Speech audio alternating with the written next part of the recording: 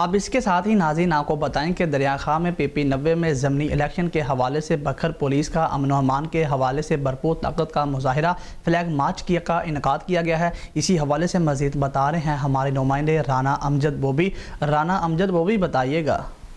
DPO बखर सैयद अली रज़ा की ज़ेर निगरानी बसिलसिला ज़िमनी इलेक्शन PP 90 दरिया खान के हवाले से डिस्ट्रिक्ट पुलिस लाइन बखर से पंजगराई तक फ्लैग मार्च का इनकाद किया गया।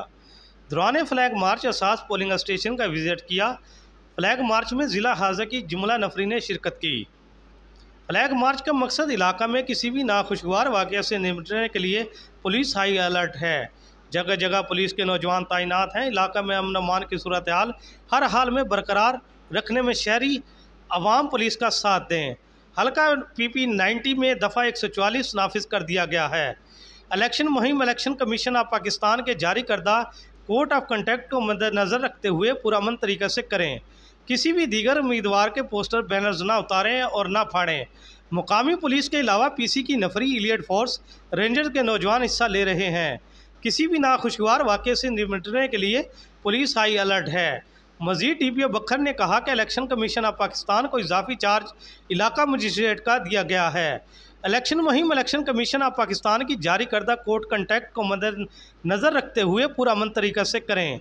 किसी भी दीगर उम्मीदवार के पोस्टर बैनर्स ना उतारें और ना फाड़ें। ऐसे इक़दाम हरगिज़ ना करें। बखर पुलिस सख्ती से कानूनी कार्रवाई अमल में लाएगी। ज़िम्मेदार शहरी होने का सबूत दें ताकि ज़िला का माहौल पुरअमन रहे। आप और आपके इलाका के लिए महफूज पुरअमन तरीके से इलेक्शन को यकीनी बनाया जा सके।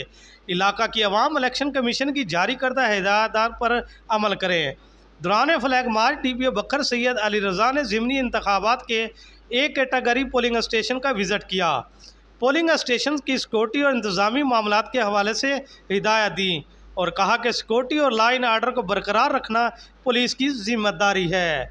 कैमरामैन इजाज़ हुसैन के साथ ब्यूरो चीफ राना अमजद बोबी बखर।